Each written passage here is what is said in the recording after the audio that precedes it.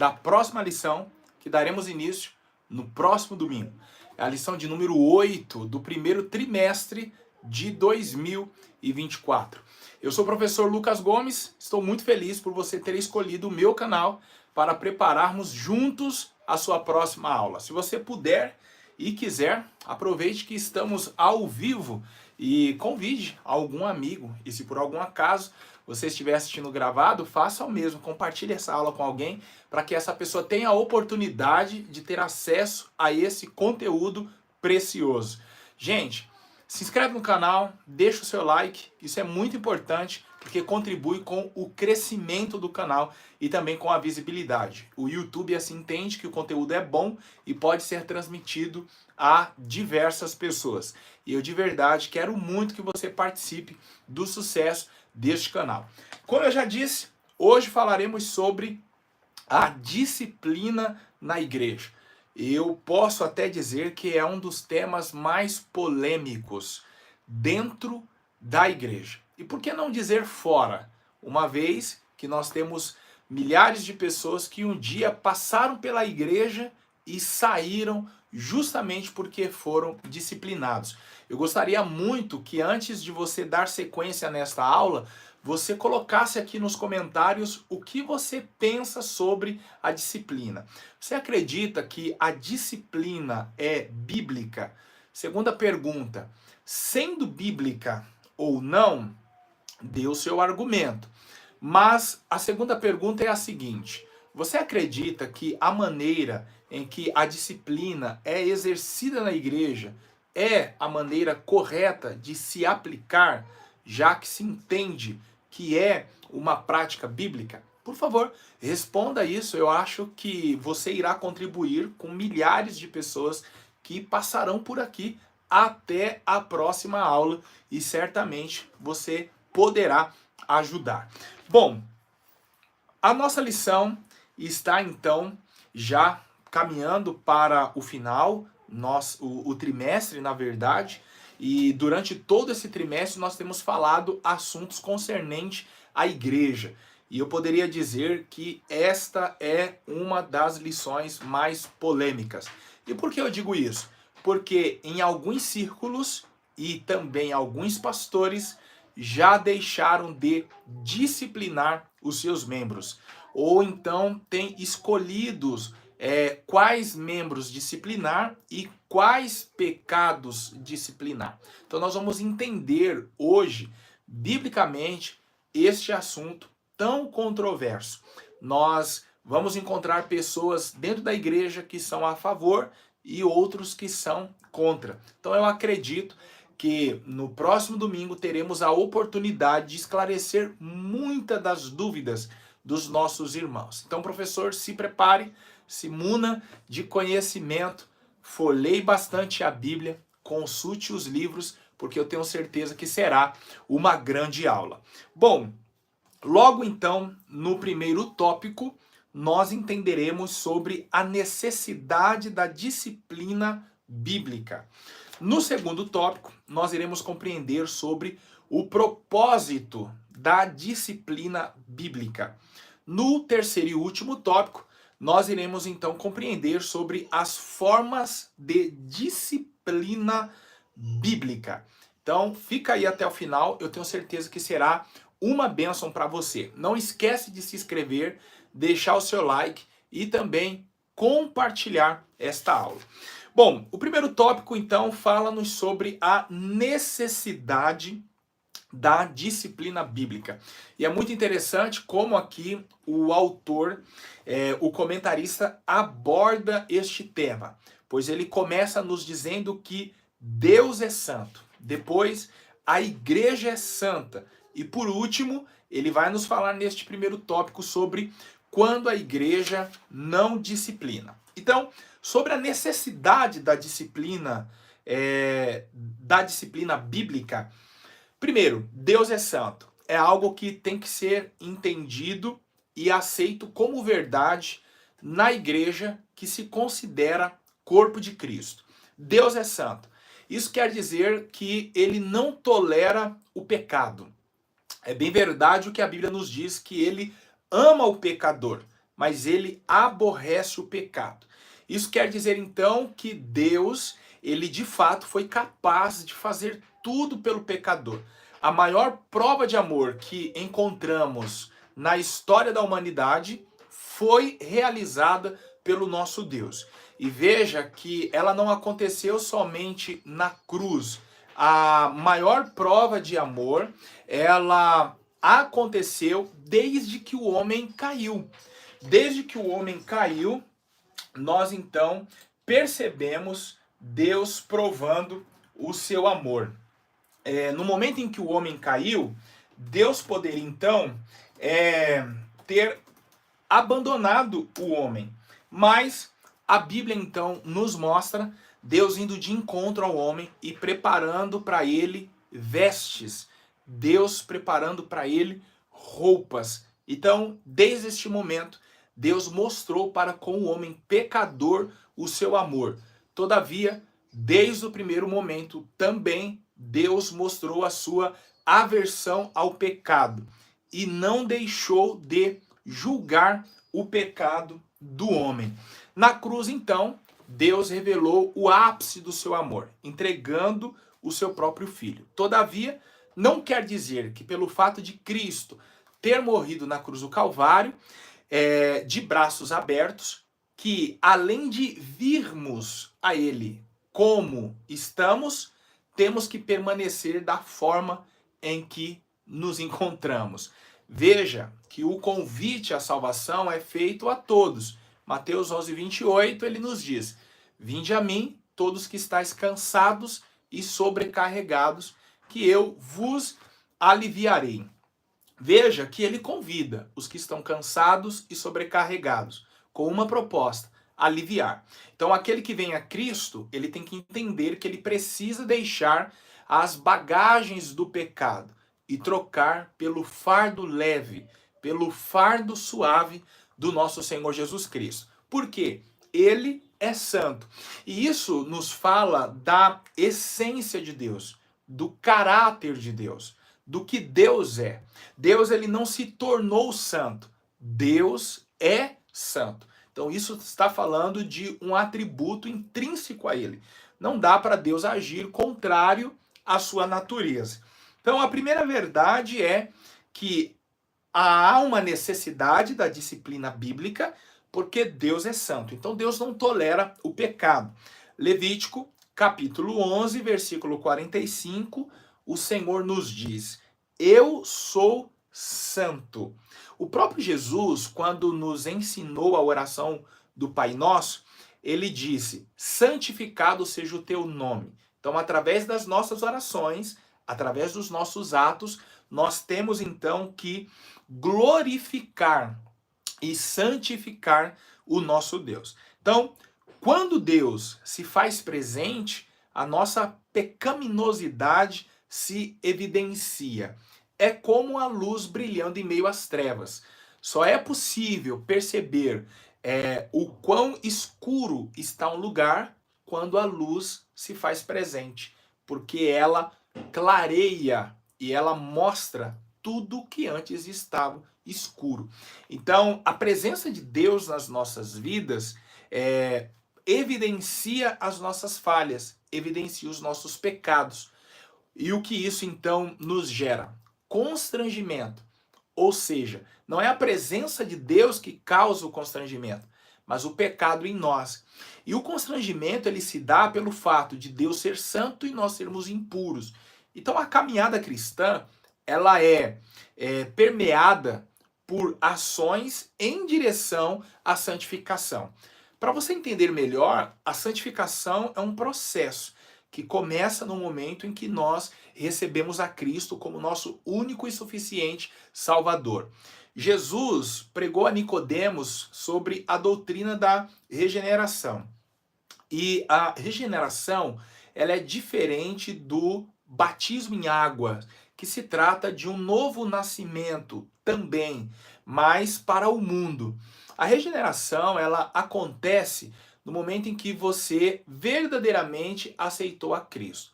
Então isso quer dizer que você foi restaurado ao estado original. E qual era o estado original da humanidade? Um estado de santificação, um estado de pureza. Através das águas do batismo, então, essa regeneração se evidencia porque você declara ao mundo o que já aconteceu por dentro, a transformação.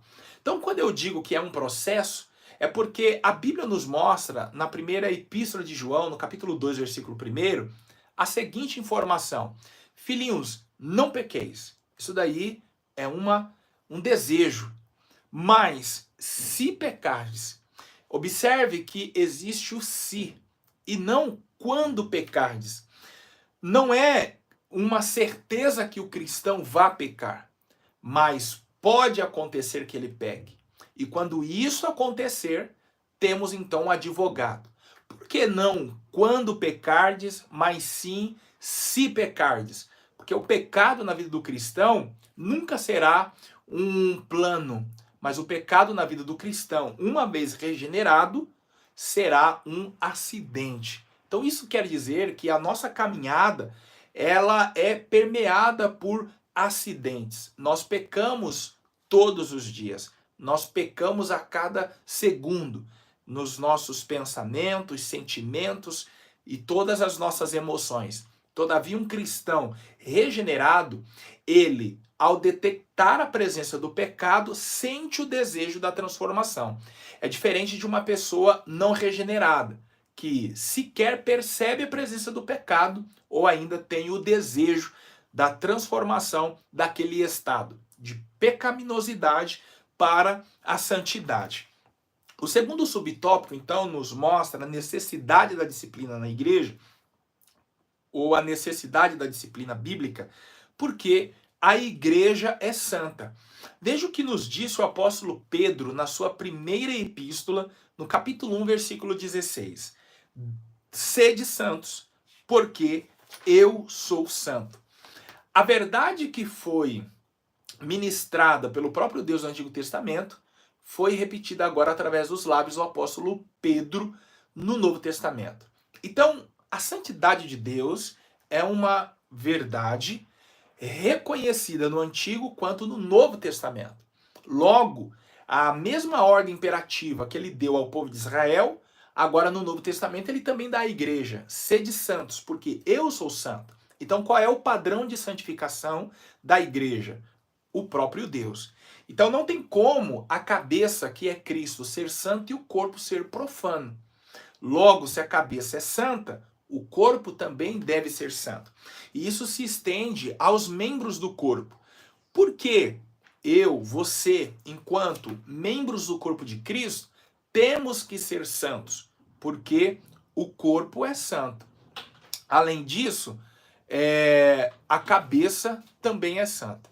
Então observe você que não é possível ter um membro que não seja santo no corpo. É como você ter um membro adoecido, ou é como você ter um membro doente. Isso eu estou falando de um corpo literal. Por quê? Esse corpo, ele irá sofrer se algo não for feito para este corpo, então, se transformar. Observe você, então, o corpo agirá na direção do membro para resolver este problema. Porque o membro doente, todo o corpo, então, fica doente. Certo? Bom, o terceiro subtópico nos fala, então, sobre quando a igreja não disciplina. Logo, a falta de disciplina acaba embotando a identidade. De qual identidade o comentarista aqui se referia? A identidade cristã que se tornou uma marca, a santificação. Observem que quando um cristão, no seu ambiente de trabalho, na faculdade, na escola, na vizinhança, comete algo contrário às escrituras e também contrário ao que a sociedade julga como correto, automaticamente alguém já diz assim: mas não é crente? Não deveria se comportar de uma forma diferente? Então, observe vocês que a falta de disciplina ou a falta de correção ou a permissão da igreja para que as pessoas permaneçam em seus pecados, acabará então descaracterizando esta comunidade como igreja. Porque as próprias pessoas que estão no mundo irão olhar e vão dizer, não, não é uma igreja. Porque até onde eu sei, uma igreja não tolera essas coisas. Olha, não é um cristão, porque até onde eu sei, um cristão não pratica essas coisas. Então a santidade virou marca da igreja. A santidade virou marca do cristão. E aí o que acontece? Quando um pecado ele não é tratado, quando alguém não é disciplinado, o pecado acaba se tornando um hábito. Então veja que a proposta da disciplina é impedir que aquele pecado se torne um hábito. Eu vou abrir um parênteses aqui antes de partir para o segundo tópico e falar sobre o propósito da disciplina bíblica. Antes de falarmos do propósito da disciplina, eu quero explicar a você o que é uma disciplina.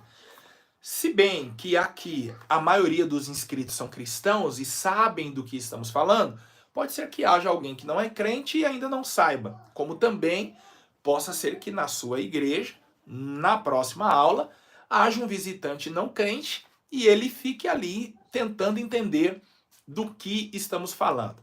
Você, professor, sabe muito bem que disciplina na igreja é o ato em que o pastor determina um período em que a pessoa ficará afastada da comunhão.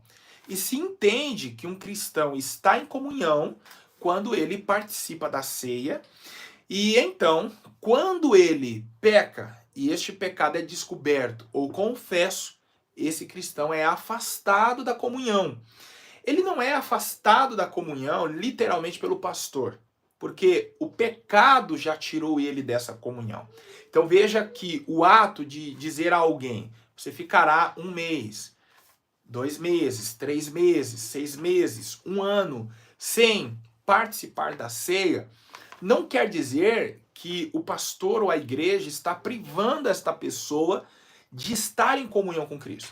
O pecado já fez isso. O pecado já rompeu a aliança que essa pessoa tinha com Deus. Então a disciplina, ela tem o seu propósito curador para agir não somente sobre aquele membro, mas também agir sobre todo o corpo. O segundo tópico, então, nos fala sobre o propósito da disciplina bíblica. Antes que eu me esqueça, uma vez essa pessoa afastada, então, das suas atividades, se ela tinha oportunidades regularmente, agora ela não terá mais para cantar, pregar, dar um testemunho.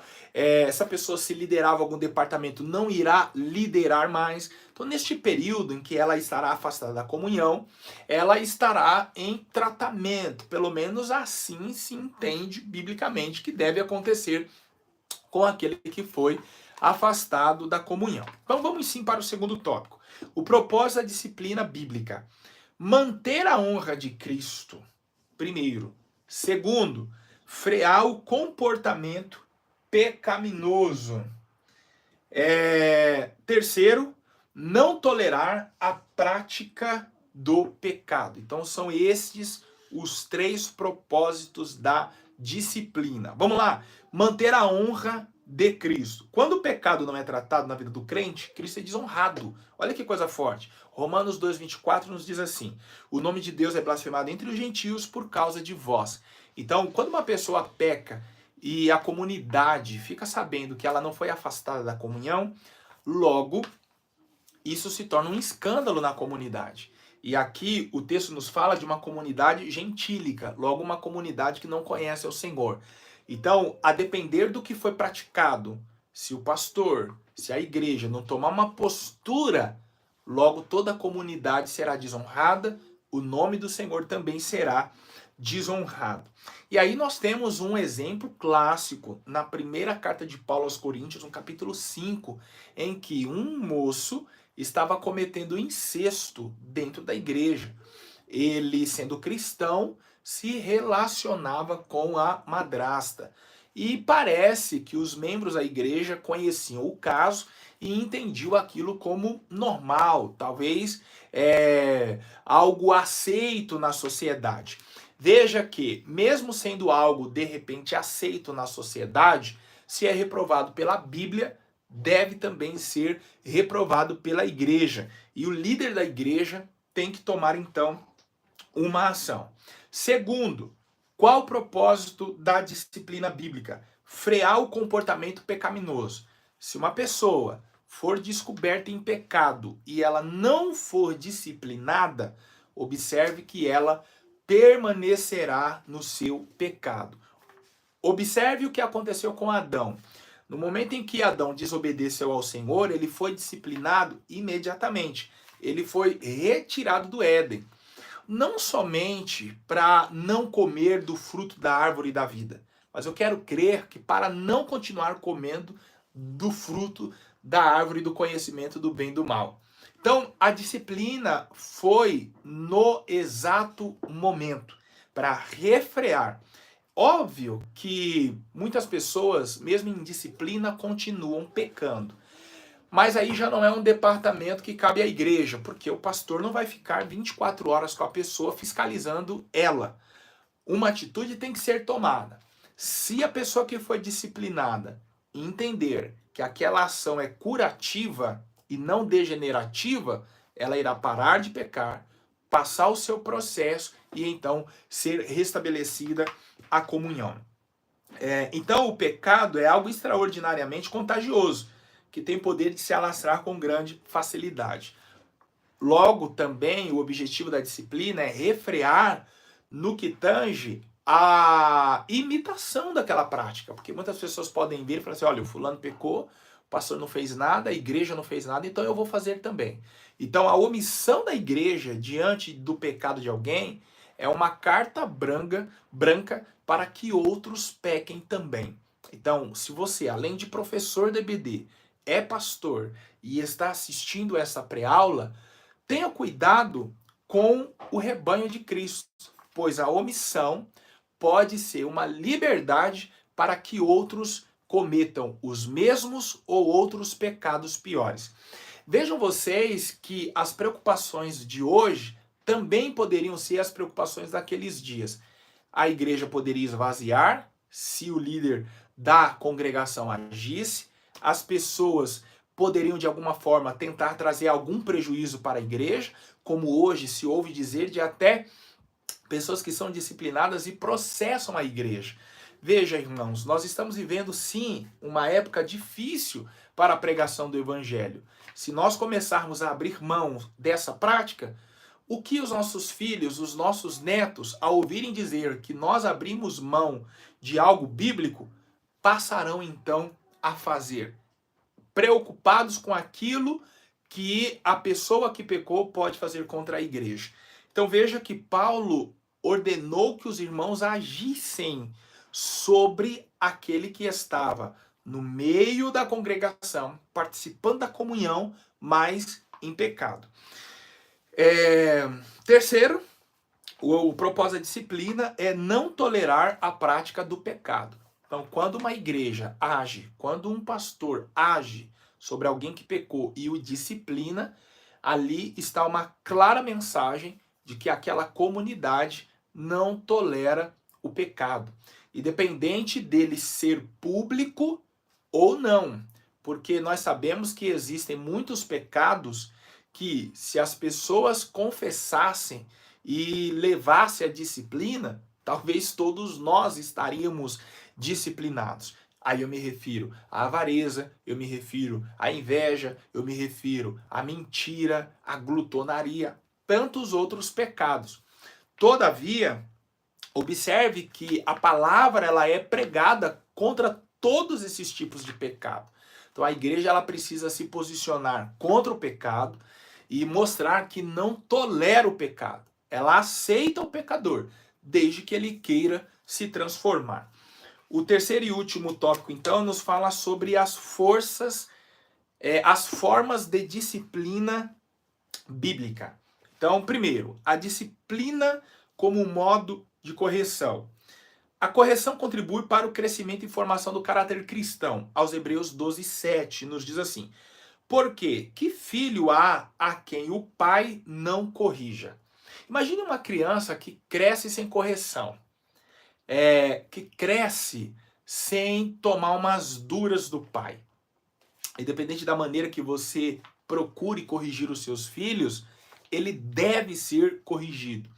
Todavia, a correção ela não pode ser desprovida de amor, porque se ela for desprovida de amor, ela não será uma ação para a correção, mas será uma ação para a morte. Quantos pais, na intenção de corrigir, esquecem de colocar uma dosagem de amor e acabam ferindo fisicamente os seus filhos, trazendo traumas a estes para toda a vida. Da mesma forma, é a disciplina na igreja. Ela deve ser aplicada com amor. A pessoa precisa compreender que pecou, desagradou ao Senhor, mas a graça que estava disponível para ela no início da sua conversão ainda hoje está disponível para ela. O que nós temos visto em muitos lugares são pessoas que disciplinam aqueles que pecaram como se essas pessoas agora estivessem sendo escorraçadas da presença de Deus. A ponto de nós ouvirmos dizer de irmãos que não cumprimentam aquele que está disciplinado, ou sequer querem estar próximos, ou olham no rosto. É bem verdade que o próprio pecado traz toda essa vergonha e faz a pessoa naturalmente se afastar. Eu já cansei como líder de jovens de tratar casos como este, onde a pessoa peca e ela desaparece. É normal esse sentimento porque o pecado ele traz a vergonha. Veja que Adão e Eva, ao pecarem, se esconderam quando Deus desceu no jardim. Todavia, nós, enquanto igreja, temos que ter a mesma postura de Deus, ir atrás. Então, qual é a postura da igreja diante do pecado? Correção. Uma vez sendo praticada a correção, agora a igreja precisa tratar este membro que está doente e não excluí-lo, mas trazê-lo para perto, acompanhá-lo. Agora ele precisa ser acompanhado na oração, agora ele precisa ser acompanhado na palavra, agora ele precisa ser aconselhado, agora é necessário que alguém ligue para ele, vá à sua casa, para que não percamos essa pessoa, como já perdemos muito. E aí observe que a postura da igreja, às vezes, quando alguém peca, é dizer assim: pecou porque não tinha caráter, pecou porque não teve vergonha. Ah lá, agora saiu da igreja, eu não vou atrás de ninguém. A igreja está totalmente errada. Quando, e aí eu me refiro à igreja a pessoas, e não exatamente ao corpo de Cristo, porque o corpo de Cristo é santo e sempre vai corrigir, e sempre vai ter as melhores ações. Mas eu falo de algumas pessoas. Veja que quando a ovelha saiu do rebanho, o pastor não procurou saber os motivos que a levou a sair. Ele foi atrás. Quando a mulher percebeu que faltava ali uma dracma, ela não procurou saber os motivos pelo qual perdeu a dracma. Mas ela foi atrás da dracma. O pai, quando o filho voltou para casa, o pródigo, não perguntou o que ele fez com o dinheiro, onde ele estava, mas se alegrou por ele ter voltado. Então nós precisamos primeiro nos alegrar quando um cristão tem a coragem. Porque para mim, irmãos, é um ato de coragem. Procurar o pastor, procurar o seu líder, confessar um pecado é um ato de coragem. Porque o movimento natural daquele que peca é se esconder. Quando alguém vence essa barreira e confessa, nós temos que exaltar essa atitude. Você foi um corajoso. Existe aí uma demonstração de arrependimento. Se bem que, na verdade, o verdadeiro arrependimento será sondado por Deus. E a disciplina ela serve como um tempo dado a essa pessoa para mostrar à igreja que está de fato arrependida. Não quer dizer que a disciplina irá corrigir a pessoa, ou a disciplina irá obrigá-la a mudar os seus atos. Porque, como eu disse, existem pessoas que, enquanto estão disciplinadas, estão pecando. Enquanto estão disciplinadas, não vem a hora de voltar à comunhão e somente confessar para cumprir um protocolo. Todavia, os reais motivos do confessar será sondado por Deus. Mas a igreja sempre tem que partir do princípio que houve verdade naquela confissão e por isso deve abraçar, tratar o membro doente e não afastá-lo de tudo e de todos. Contudo, então, eu gostaria de caminhar para o fim desta aula falando sobre Assim, o indivíduo perde a condição de membro pelo desligamento. O que aqui está falando o comentarista? Sobre uma segunda forma de disciplina, que é a exclusão. E aí ele toma por base o texto de Mateus 18:18, onde Jesus diz a Pedro a respeito da igreja que o que ela ligasse na terra seria ligado no céu e o que ela desligasse na terra seria desligado do céu. Então esse é um dos textos que apoia a prática da disciplina. O que a igreja concorda aqui é concordado no céu. O que a igreja não concorda aqui também não é concordado no céu. Paulo falou sobre isso na sua segunda carta aos Coríntios, no capítulo 2, e professor, você pode conferir, porque lá ele dá continuidade no caso que ele trouxe à tona no capítulo 5 da primeira carta aos Coríntios. Aqui tudo indica, o rapaz, quando então disciplinado, se arrependeu. O que Paulo orientou então? A igreja a perdoar, pois se a igreja perdoasse, ele também perdoaria. Então veja o poder que Deus outorgou à igreja, o poder de ligar, o poder de desligar, o poder de abrir, o poder de fechar. Quando Paulo disse para essa pessoa ser entregue a Satanás, aqui tudo indica é pelo fato da pessoa estar insistindo nos seus pecados. Então, já que ele está insistindo nos pecados dele, entregue a Satanás para que talvez a partir deste ato, quando essa pessoa se sentir fora da comunidade, quando ela se perceber excluída, possa ser que a partir daí o arrependimento aconteça e essa alma então seja salva.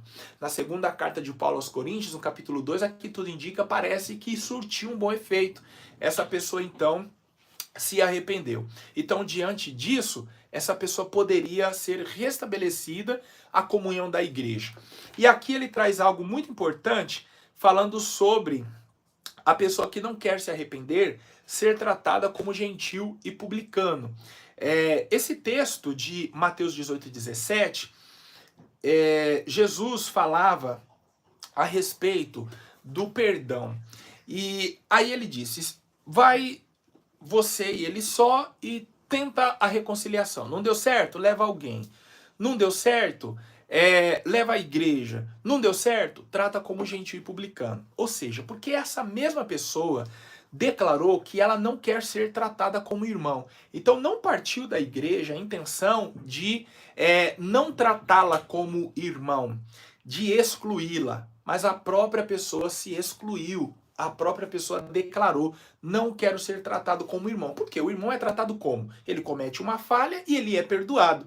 Quando a pessoa insiste no pecado, então ela não deve ser tratada como um irmão, mas sim como um gentil e um publicano. Ou seja, ela então não será mais considerada como membro daquela comunidade. Então foi mais ou menos o que Paulo quis dizer com isso, quando ele mandou que aquela pessoa fosse entregue a Satanás.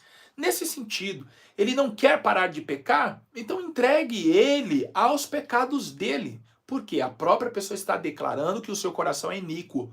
Agora, quando há o arrependimento, essa pessoa não é entregue a Satanás, essa pessoa ela é entregue a Deus, porque houve o arrependimento, houve então a transformação. Professor, eu disse a você que esta aula será difícil. Por quê? Como eu falei no início, existem igrejas, existem líderes que já não disciplinam mais. Existem pessoas na igreja que não concordam mais com isso. Todavia, nós que entendemos que a disciplina é bíblica e deve ser praticada com amor, não pode então ser deixada de lado. Eu então convido você a participar da próxima aula, que tem por título o batismo, a primeira ordenança da igreja. E a partir então da próxima aula, nós falaremos sobre algumas ordenanças. Primeiramente sobre o batismo, depois sobre a ceia do Senhor. Bom, o que eu tenho a adiantar para você é que serão aulas maravilhosas. Deixa o seu like, se inscreve no canal. Eu tenho certeza que essas aulas permanecerão sendo uma bênção na sua vida. Deus abençoe você!